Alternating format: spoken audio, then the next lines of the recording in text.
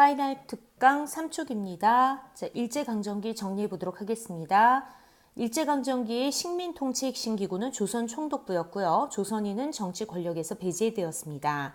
1910년대 일제는 무단 통치를 표방하고 무력으로 무조건 눌렀지만 1910년대 후반인 1919년에 3.1운동이 일어나게 되면서 일제인 식민 통치 방식을 문화 통치라는 것으로 전환하게 되고 다른 모든 상황도 덩달아 달라지게 됩니다.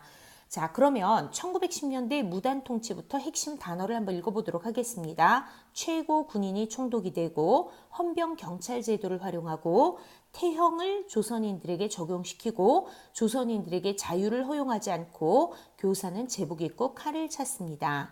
이 시기의 경제 정책으로는 식민 통치에 필요한 재정적인 기반을 마련하고자 하는 토지조사 사업, 조선인들의 회사 설립을 억제해서 자본 성장을 막고자 했던 회사령 두 가지로 요약될 수 있겠습니다. 자, 요거는 모두 알아야 되겠죠? 무단통치, 토지조사 사업, 회사령. 무단통치의 내용 알아야 되고요. 1번. 그 다음에 토지조사 사업과 회사량이 어떤 목적으로 시행된 1910년대의 경제정책인지 알아야 할 것입니다. 자, 1910년대의 민족운동, 국내에서는 매우 어려웠죠. 자, 우리가 의미를 좀 더 부여하고 싶은 것은 바로 국외에서 전개되었던 무장 독립운동 기지 건설입니다. 생각나는 단체가 있어야 되겠죠. 바로 신민회입니다. 남만주 지역에 삼원보라고 하는 마을을 건설했고요.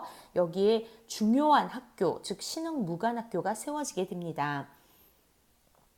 이번엔 3.1운동에 대한 얘기를 해보도록 하겠습니다. 자, 3.1운동의 배경, 그리고 전개 과정상의 특징, 결과를 중심으로 9가지 단어들을 한번 쭉 읽어보도록 하겠습니다.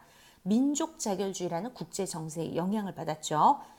도쿄에서 일어난 28 독립선언이 국내의 지도자들에게 자극을 주었습니다. 자, 이때 고종이 죽었고 종교계와 학생들 중심으로 준비가 이루어졌습니다. 시위는 처음에는 비폭력이었지만 나중에 과격한 폭력 시위로 발전을 해나가게 되고요. 무엇보다도 이 3.1운동은 3개월간 진행이 되는데 거의 200만 명 이상이 참여한 일제강점기 최대 규모의 민족운동이었습니다. 3.1운동을 계기로 대한민국 임시정부가 수립되고 무단 통치가 문화 통치로 전환되는 계기가 마련되었으며 중국은 자극을 받고 반제국주의 민족운동인 오사운동을 중국 내에서 학생들이 일으키게 됩니다. 3.1운동을 계기로 대한민국 임시정부가 수립되었는데 임시정부는 상하이 수립됐습니다. 자, 삼권국 분립에 입각한 최초의 공화정체 정부의 성격을 띄었고요. 대통령으로는 이승만, 국무총리로는 이동희가 있었습니다. 초기에는 연통제, 교통국, 독립공채 발행, 독립신문 열심히 활동을 했지만 곧장 어려움에 직면을 하게 되었습니다. 어려움, 갈등을 극복해 보고자 열린 회의가 바로 상하이에서 열린 국민대표회의고요. 여기서 성과 없이 끝나게 되자 어려운 임시정부를 모두 떠났지만 김구 선생님이 쭉 임시정부를 지켜가시다가 1930년대에 접어들면서 임시정부의 새로운 살 길을 모색하기 위해 만든 의열 단체가 바로 한인애국단이라고 하는 단체입니다. 자, 그러면 이번에는 1920년대 식민통치에 관한 얘기를 해보도록 하겠습니다. 일제가 말한 바에 의하면 이 통치 방식을 문화통치라고 합니다. 이름은 좋지만 실제로 우리 민족을 찢어놓기 위한 통치 방식이었죠. 그래서 민족 분열 통치라고 부르겠습니다. 문화통치는 겉다르고 속다른 이름뿐인 보여주기식, 즉 우리를 속이는 기만적인 통치 방식이었습니다. 내용을 살펴보면 문관도 총독이 가능하도록 규정을 바뀌었지만 실제 문관 총독은 나오지 않습니다. 보통 경찰 제도로 바꾸었지만 보통 경찰 제도의 병력은 헌병 경찰 제도보다 2배 내지 3배 정도 많았습니다. 민족신문의 발행을 허가했지만 결코 허가만 했을 뿐이지 언론의 자유를 인정하지 않았습니다. 1920년대 식민지 경제정책의 핵심은 산미증식계획과 회사령 폐지입니다. 일본의 부족한 식량 문제를 해결하기 위한 것이 산미증식계획이었지만 부작용이 컸고요. 또 일본의 자본 진출을 용이하도록 하기 위해 회사 설립의 요건을 완화해 신고제도로 전환한 것이 회사령 폐지였습니다. 자, 그러면 이 시기에 우리 민족은 어떠한 형태의 독립운동을 전개해 나가게 될까요?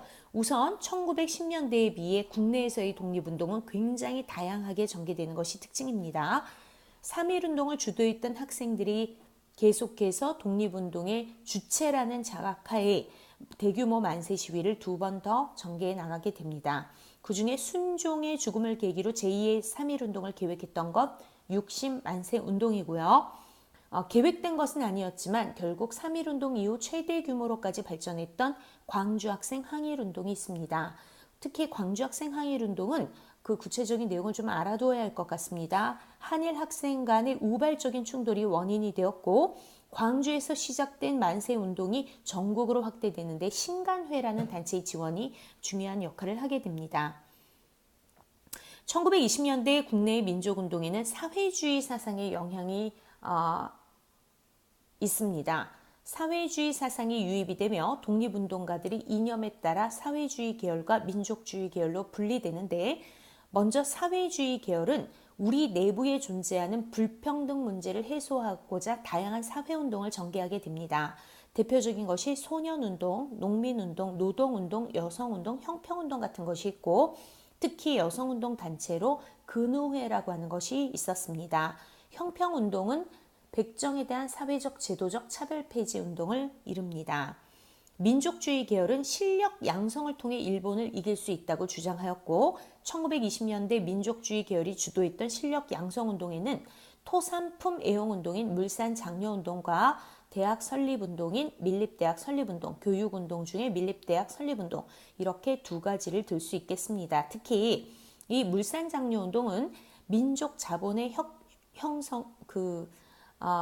민족 자본을 육성시키고자 대대적으로 토산품을 애용하자는 그런 운동을 전개한 것인데 우리가 만든 것, 우리가 쓰자, 내 살림, 내 것으로, 조선사람, 조선것 이런 표어를 내걸었고요. 평양에서 시작되어 전국으로 확대되었습니다. 개화기 때 전개되었던 경제운동, 국제보상운동과 비교하여 잘 기억을 해두어야 될 것 같습니다. 자, 민족주의 계열과 사회주의 계열은 이렇게 분리만 해서 운동을 전개한 것이 아니라 1927년에 손을 잡기 위한 운동을 전개합니다. 하나가 되기 위한 운동. 자, 그 결과 탄생된 것이 신간회라고 하는 단체였고요. 일제강점기 가장 큰 규모의 독립운동 단체였습니다. 이후 이 신간회는 광주학생 항일운동이라던가 노동운동 가운데 대표적인 원산 총파업 같은 것을 적극적으로 지원해주는 역할을 합니다.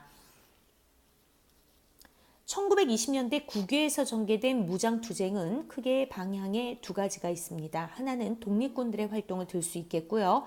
또 하나는 암살 파괴를 중심으로 하는 의열투쟁을 들 수 있겠습니다. 의열투쟁이 더 간단하기 때문에 의열투쟁부터 정리를 해보게 되면 관련 단체로 두 가지가 있었습니다. 김원봉 선생님이 만든 의열단과 대한민국 임시정부의 김구 선생님이 만드신 한인애국단 이렇게 두 가지가 있는데 특히 의열단은 의로운 일을 맹렬히 실행한다라는 그런 의미에서 붙인 이름 때문에 이러한 암살 파괴를 중심으로 하는 투쟁들을 우리는 의열투쟁이라고 부르게 되었습니다. 자, 김구 선생님은 한인애국단을 만들어 임시정부의 답이 없는 임시정부의 살 길을 모색하고자 했는데 답을 얻었습니다. 자, 윤봉길의 도시락 폭탄 의거가 바로 그것이었는데요. 상해의 그 홍코 공원에서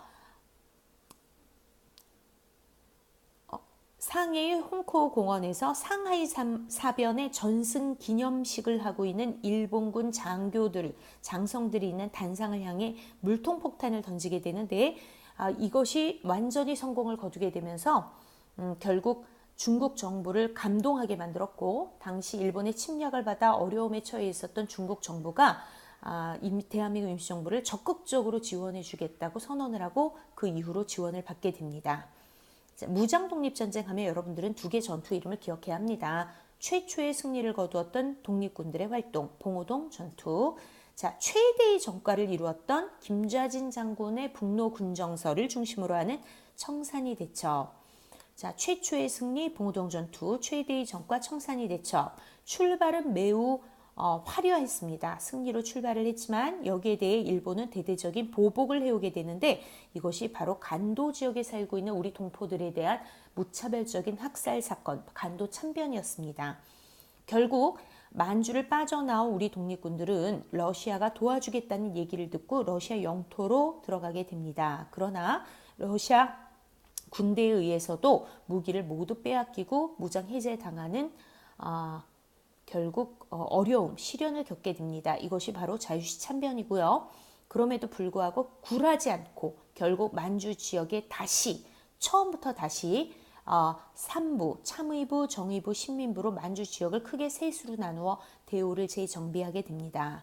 자, 국외 독립군들의 무장 독립전쟁 중에 상식적으로라도 봉오동 전투, 청산리 대첩 이런 것들의 핵심적인 특징들을 꼭 알아두도록 하고 여기에 대한 보복의 간도 참변이었음을 알면 되겠습니다. 여기까지 1910년대와 20년대를 중심으로 하는 일제강점기의 어떤 그 시험 범위 정리를 마치도록 하겠습니다. 정말 수고 많았습니다.